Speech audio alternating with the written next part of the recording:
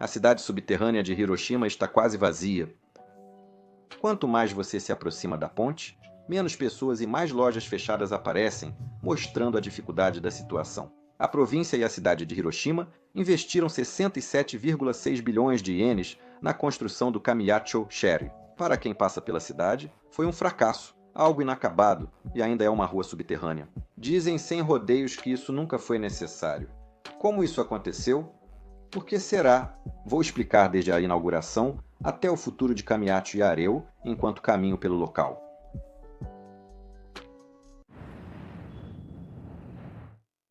Vamos lá. Então, saí da estação de Hiroshima, peguei o bonde da Hiroshima Dentetsu e cheguei até a parada Kamiyacho Higashi. O trajeto de bonde leva 15 minutos.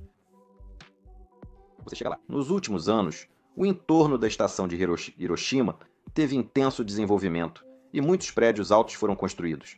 Mas a área mais movimentada continua sendo Kamiyacho, desde edifícios históricos como a cúpula da bomba atômica até instalações comerciais, escritórios e restaurantes. Tudo se encontra alinhado por aqui. Há áreas assim, e por isso, tanto de dia quanto de noite, sempre há muitas pessoas. É uma região muito movimentada. Kamiyacho fica no subsolo do centro desse distrito comercial, sendo uma localização muito privilegiada. Apesar de ser uma cidade subterrânea, em um distrito movimentado, não se sabe por que há tantas casas vazias. Eu achava que em todo lugar assim haveria muitas pessoas. Achei que fosse isso. O Shareo fica em Kamiyacho Leste ou Oeste, ligado direto ao ponto de parada. Ótimo que a plataforma já esteja conectada à cidade subterrânea. Vamos descer agora ao subsolo e verificar a situação do Shareo. Ao descer, o que vemos é a praça central. Parece que há cadeiras instaladas, servindo como um local de descanso. Aqui há muitas pessoas.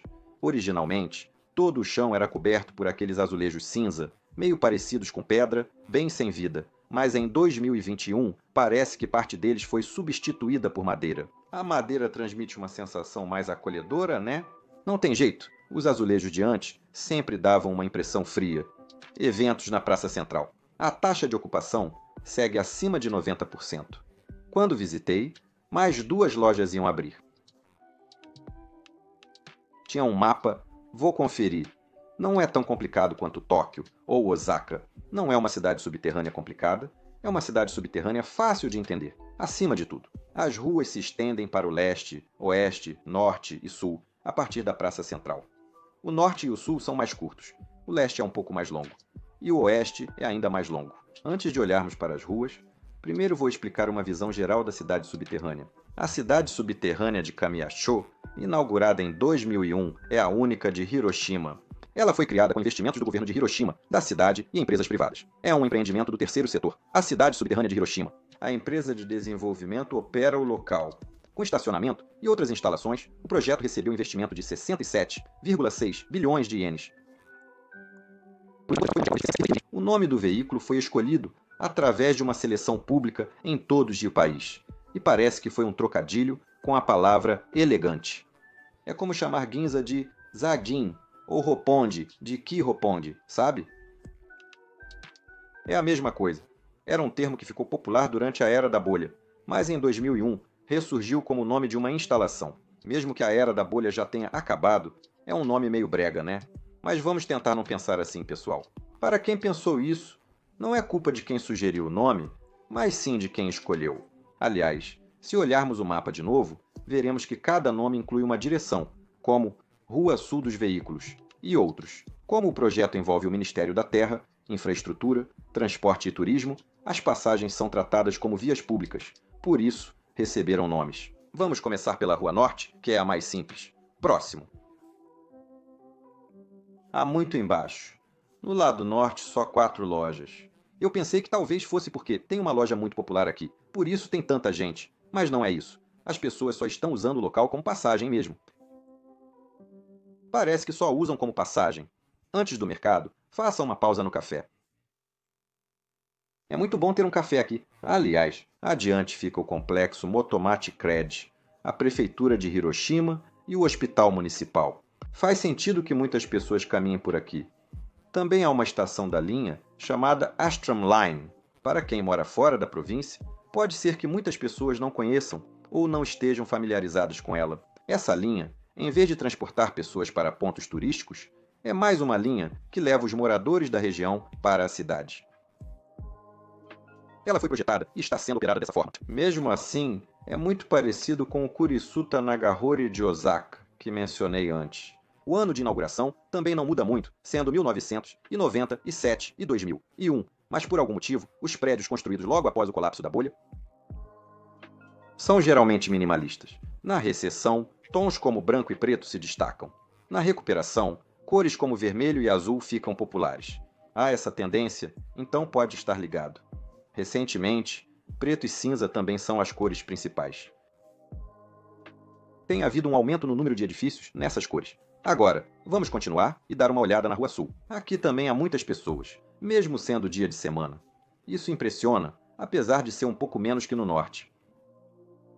No entanto, parece que as pessoas acabam se cansando. Como está localizado em um ponto super privilegiado de frente para a Praça Central, logo fica cheio, então acho que é isso que acontece. De lojas de roupas e cosméticos a cafeterias, como Starbucks, e restaurantes como Subway, há grande variedade de estabelecimentos. A composição dos estabelecimentos é bem típica de um shopping subterrâneo. Adiante, fica a rua comercial Hondori de Hiroshima, que recebe cerca de 100 mil visitantes diários, atraindo todos para lá.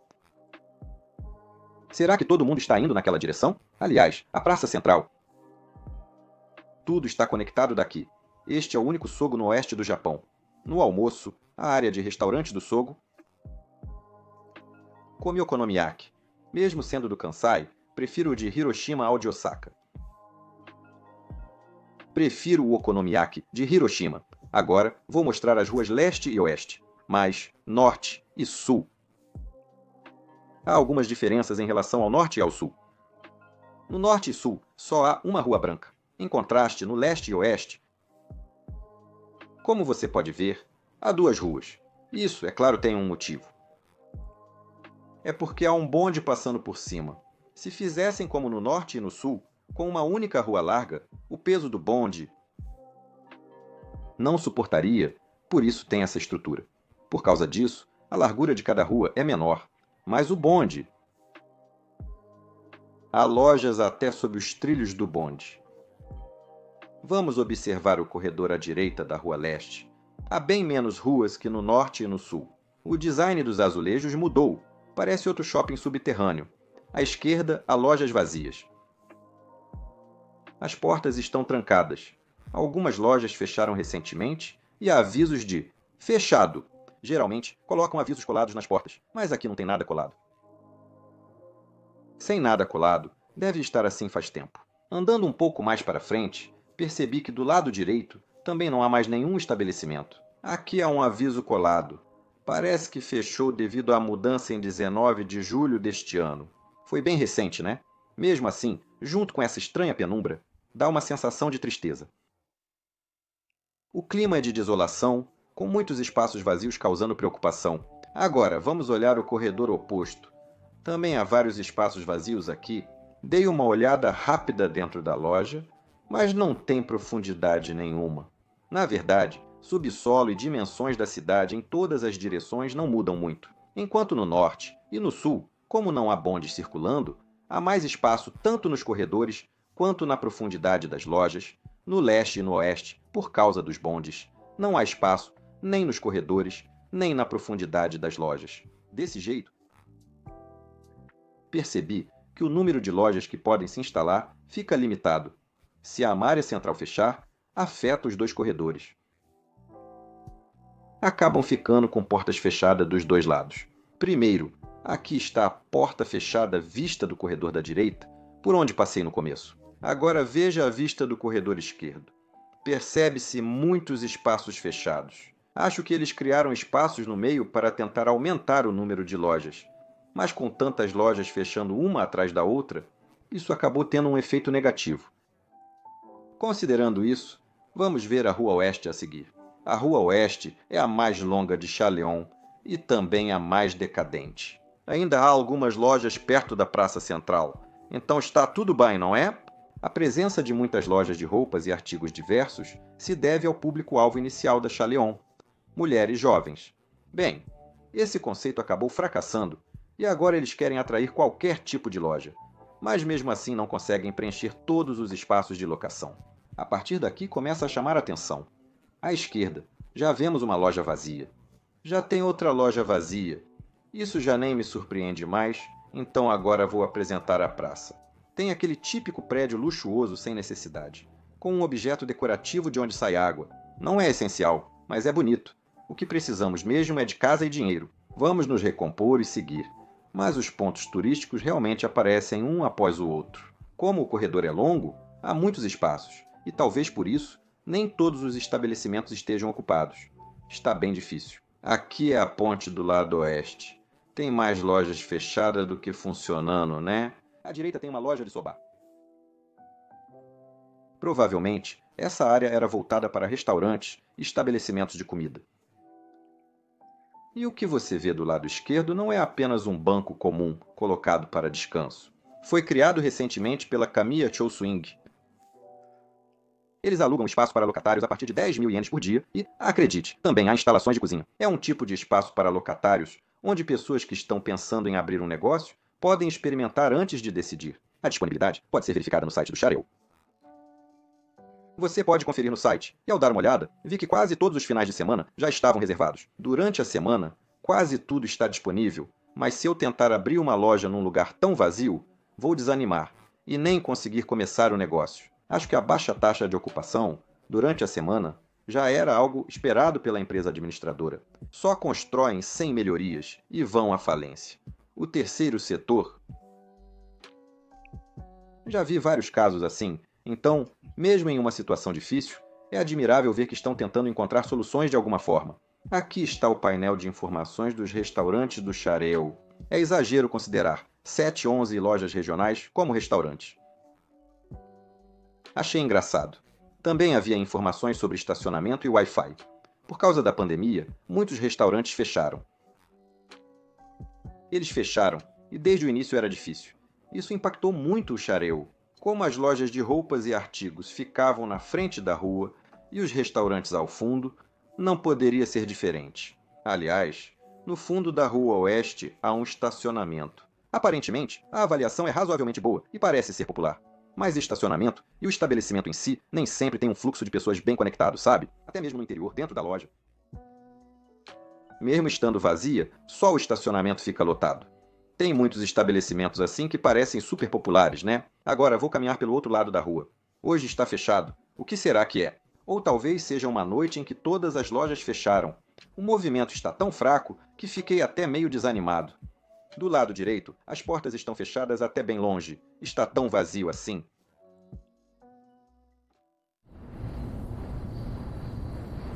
É difícil encontrar um subsolo tão vazio assim no centro da cidade, né?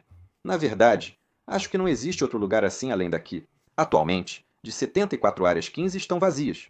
No norte e no sul, há instalações públicas e áreas comerciais movimentadas.